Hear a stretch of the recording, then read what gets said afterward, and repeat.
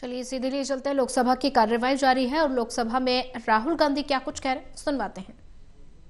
That it is a laundry list and then not providing a alternative idea.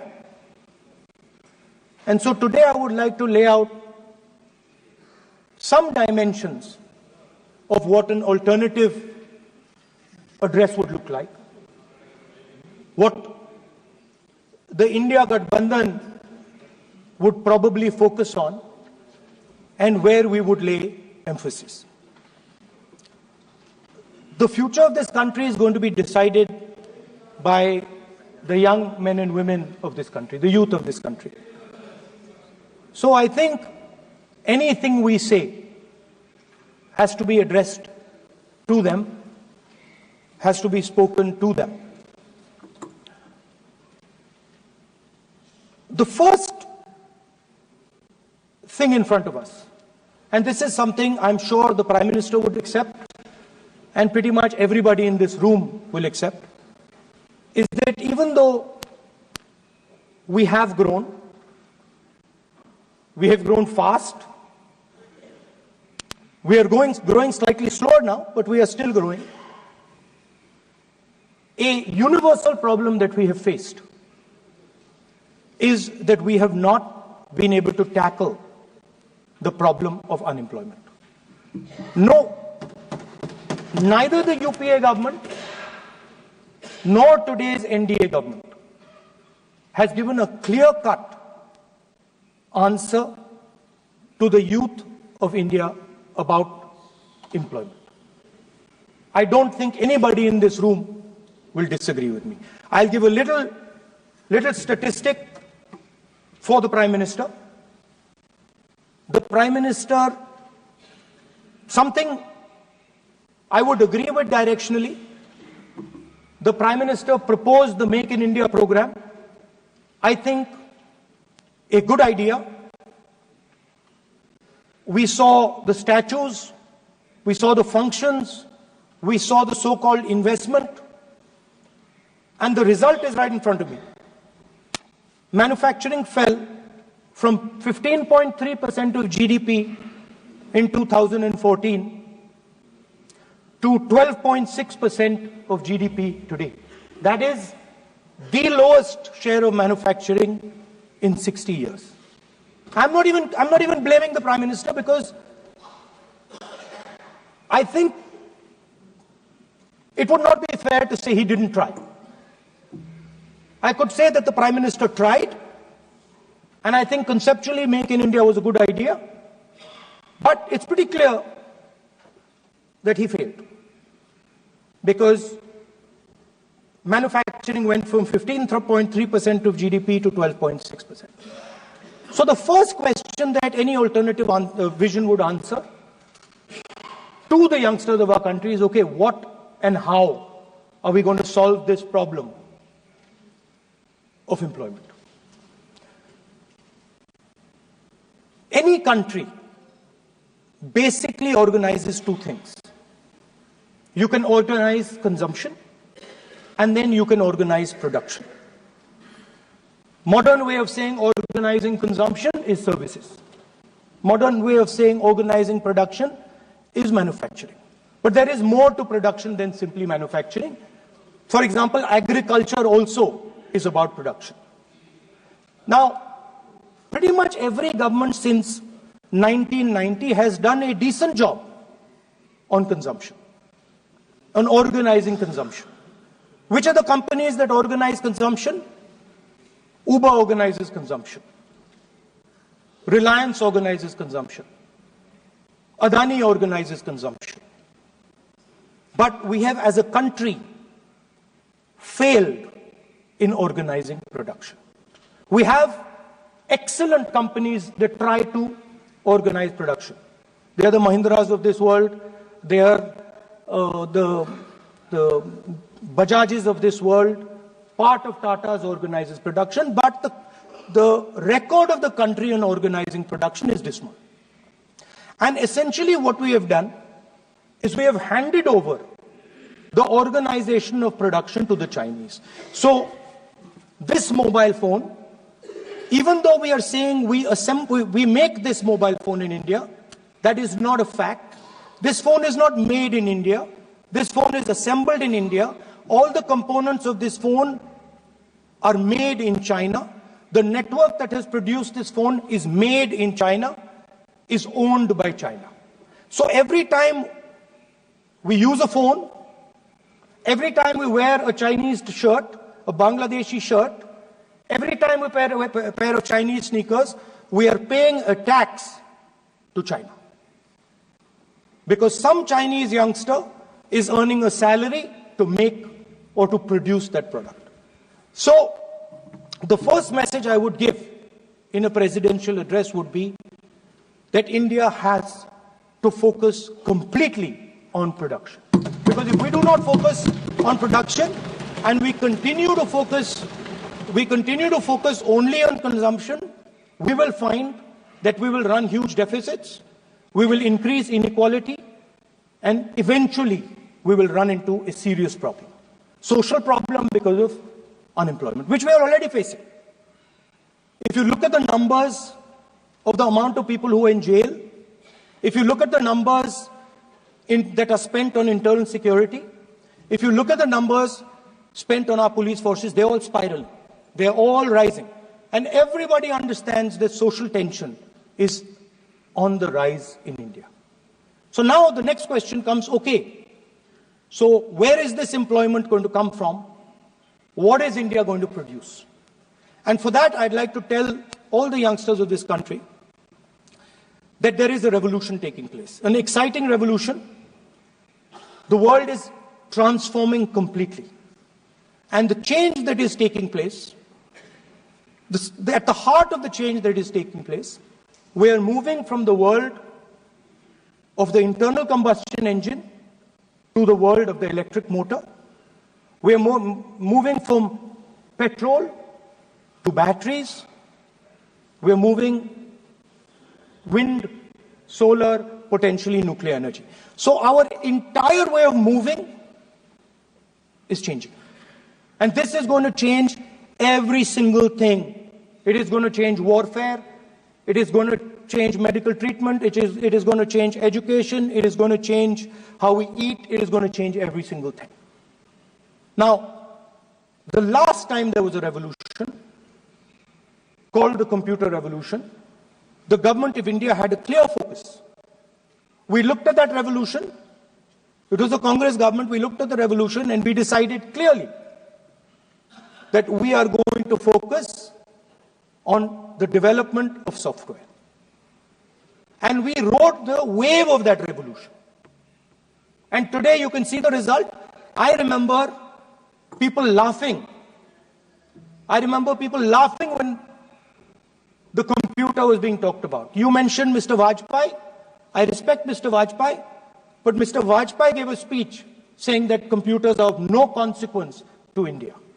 So, what is important when there is a revolution? What is important is that you understand what are the drivers of that revolution and where exactly do you need to focus, where exactly do you need to sit in that revolution. I said that this revolution is going to change everything. And I want the youngsters in this country to think about it. There is a war going on in Ukraine. The war in Ukraine is actually a war between the internal combustion engine and the motor, the electric motor. The electric motor is inside the drone, the engine is inside the tank. And if you look at what is going on in Ukraine, the tanks are dying by the thousands. And small little drones with electric motors, small batteries, not much bigger than that, are destroying the entire tank artillery infrastructure of both Ukraine and Russia. So the drone is the electric motor. The drone is the battery. The drone also needs to see. So the drone is a camera. In the same way, electric cars. The electric car is the motor. The electric car is batteries. The electric car is cameras. Robots are exactly the same thing. Robots are electric motors, multiple electric motors with cameras, with batteries. And this is what the revolution is going to look like. So there are basically 4 technologies that are driving this entire change in mobility. Electric motors, batteries, optics, and then on top of that, you can apply AI. Now people, I want to tell the youngsters of this country, people talk about AI. But it's important to understand that AI on its own is absolutely meaningless. Because AI operates on top of data. Without data, AI means nothing.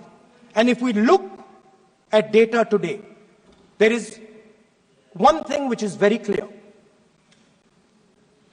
Every single piece of data that comes out of the production system in the world,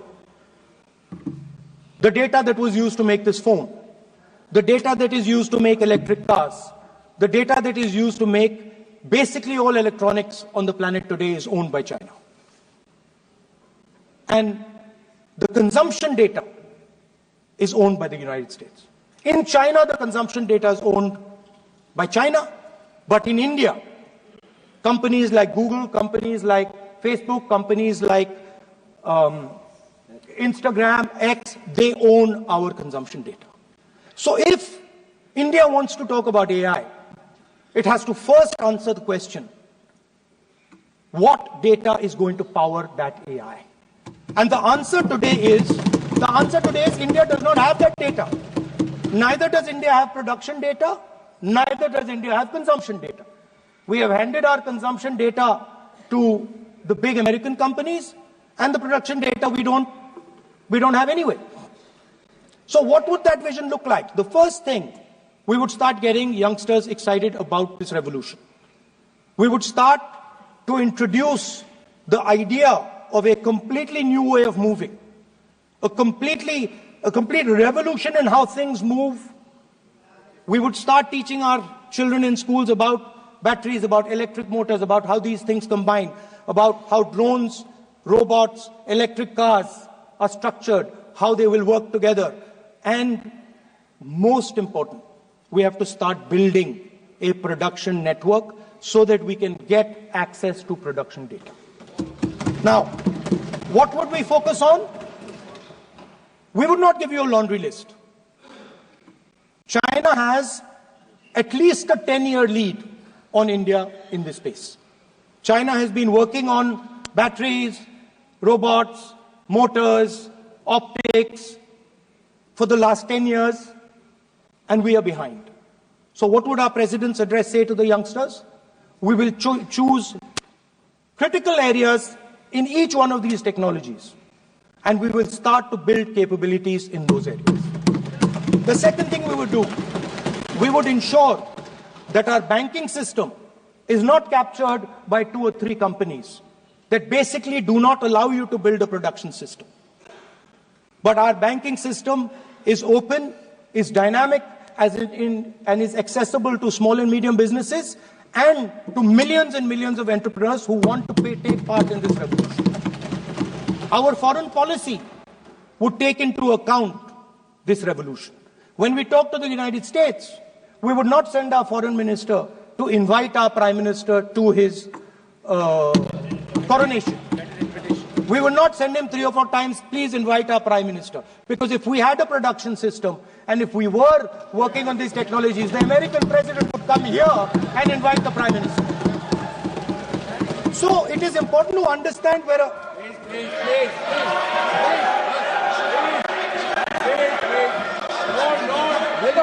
Foreign policy.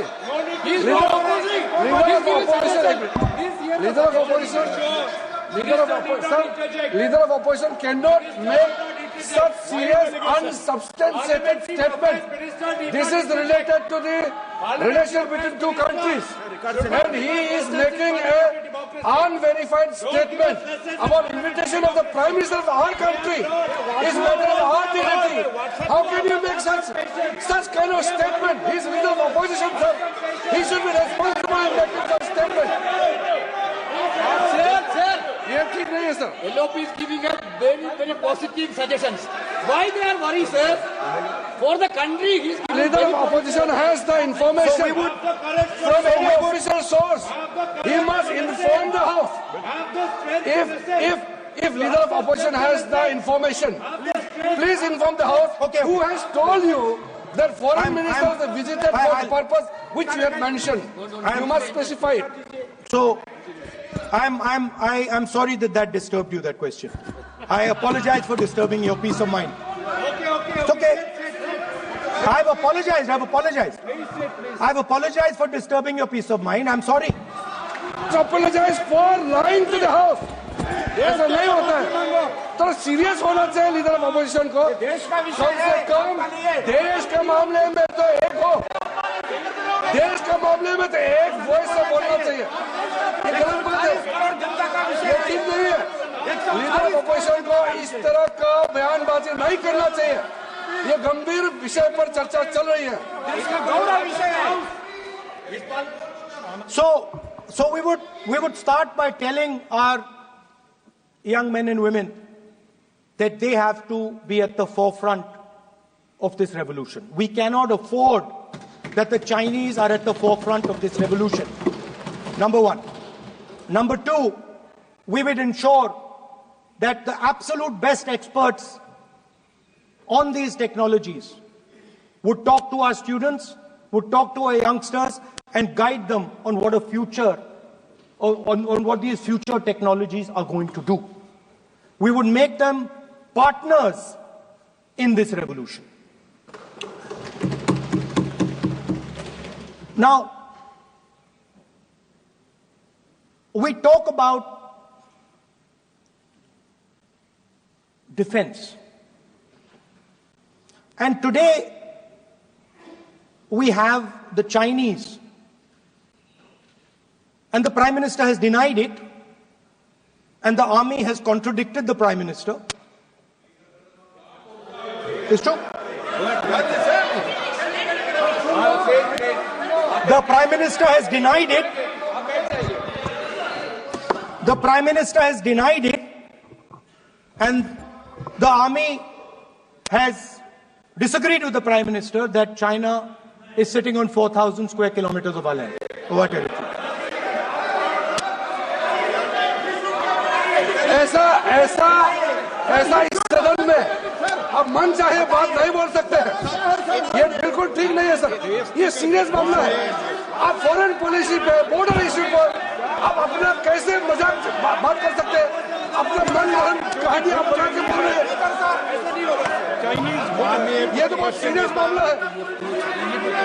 विदेशी प्रतिपक्ष के नेता जो आप विषय बोल रहे हैं, जो विषय आप बोल रहे हैं, उसके तथ्यों को सदन के पटल पे रखना. आप पानी अनुरोध है लीडर ऑफ अपोजिशन बोलिए, हम लोग शांति से सुनेंगे. ये आपका अधिकार है बोलने का, मगर आप मन चाहे ऐसा सीरियस इशू पे कैसे बोल सकते हैं? ये सीरियस मामला है. आप सदन में अपनी मर्जी से बोलते हो. फॉरेन मिनिस्टर का बात बोल देते हो. सीमा का बात ऑफिशियल पर्सन से अलग बात करते हैं. ऐसा मत बोलिए. ये देश के लिए ठीक नहीं है. आपको सीरियस होना पड़ेगा लीडर ऑफ अपोजिशन. ये गंभीर मामले को आप ऐसा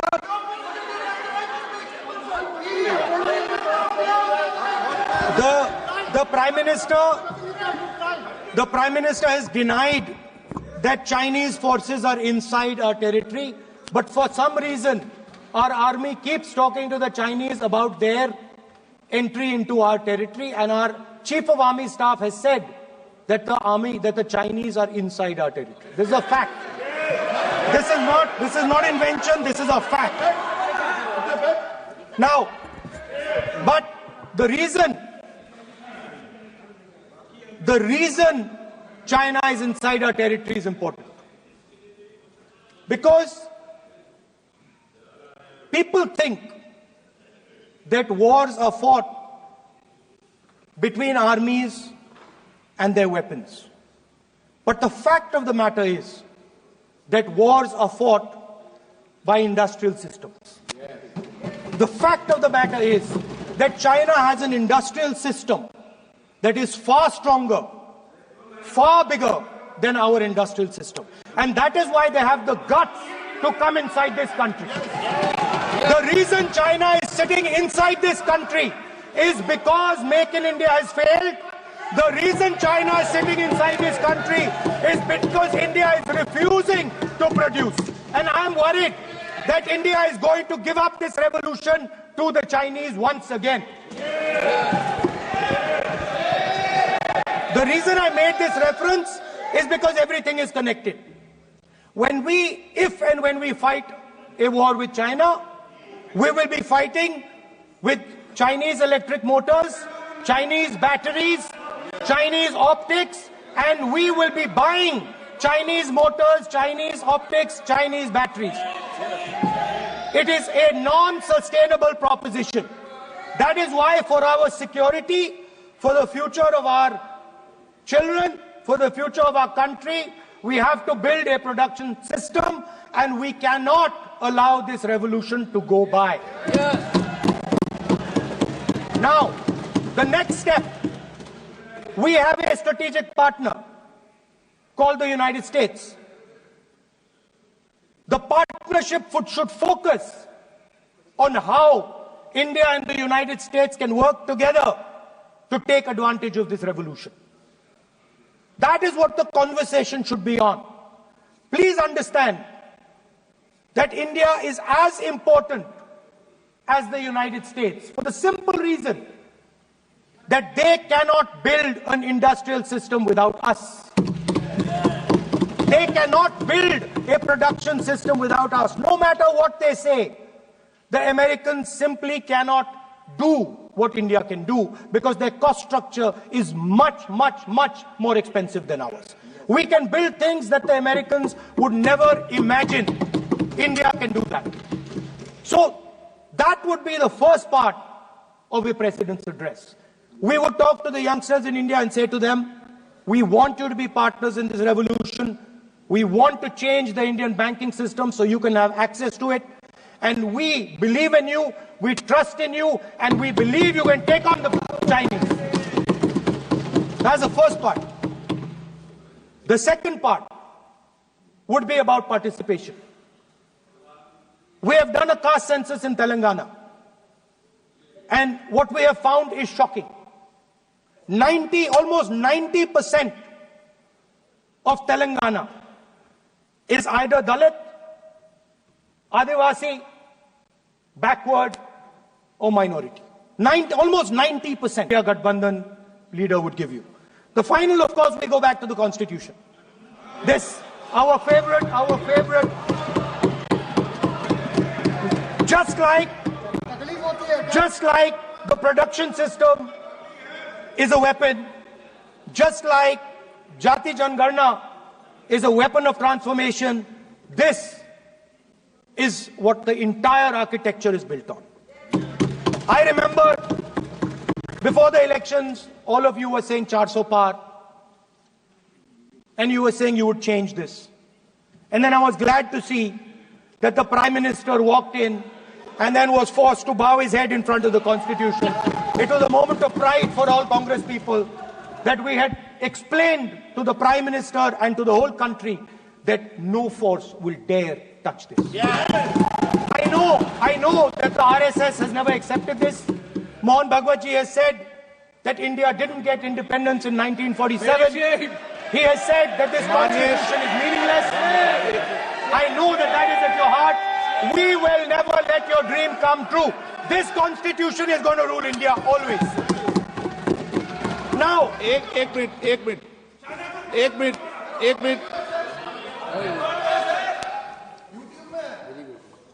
आप प्रतिपक्ष के नेता हैं. मेरा आपसे आग्रह है कि जो विषय आप रखें वह तथ्यों के आधार पर रखें, तो उचित होगा. मैंने आपको पहले भी कहा. और जो सदन के सदस्य नहीं है उनकी चर्चा न करें. बताता हूं सर, मोहन भागवत आप नियम प्रक्रियाओं की पालन करें. आपसे अपेक्षा. सर, मोहन भागवत जी ने स्टेटमेंट दिया. मोहन भागवत का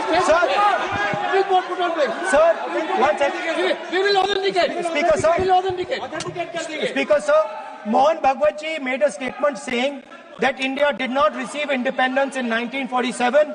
It received independence when the Ram Mandir was inaugurated. We will place that on the table. Now, sir, I would like to mention one small thing, but very important thing. Speaker, sir, this constitution is supported by this constitution is supported by the vote of our people. Without the secure vote of the Indian people, this constitution means nothing. Now I want to bring to the notice of this House some data, some information about the Maharashtra election. Very simple stuff. Speaker, sir, between the Loksabha election, which the India Alliance won, and the Vidhan Sabha election, the voting population of Himachal Pradesh was added to the voting roll of Maharashtra. Meaning the entire population of Himachal Pradesh was added to the voter rolls of Maharashtra. Please understand what I am saying. In Lok Sabha, the difference between Lok Sabha and Vidhan Sabha was the population of Himachal. The entire population. Almost 70 lakh new voters suddenly arrived between Lok Sabha and Vidhan Sabha.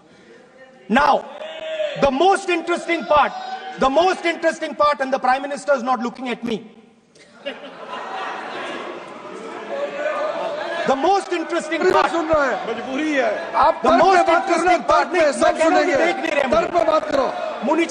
suddenly. The most interesting part is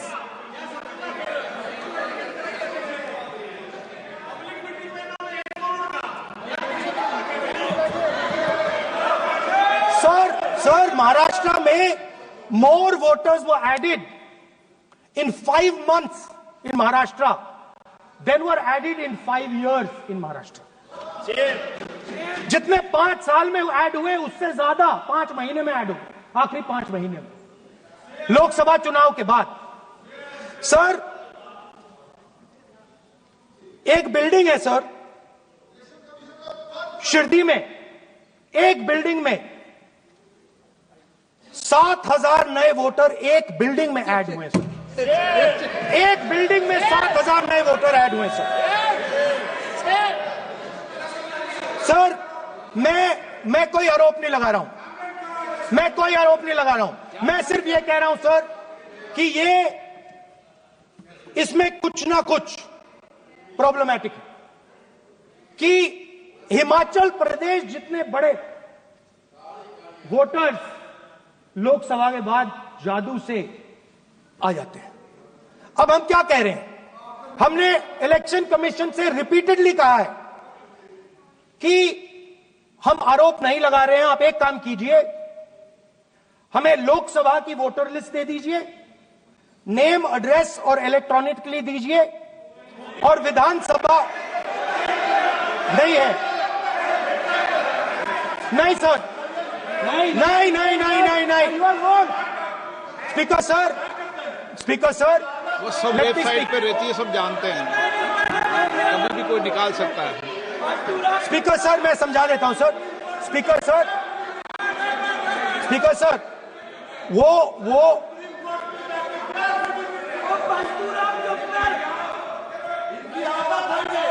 speaker sir, we have asked, speaker sir,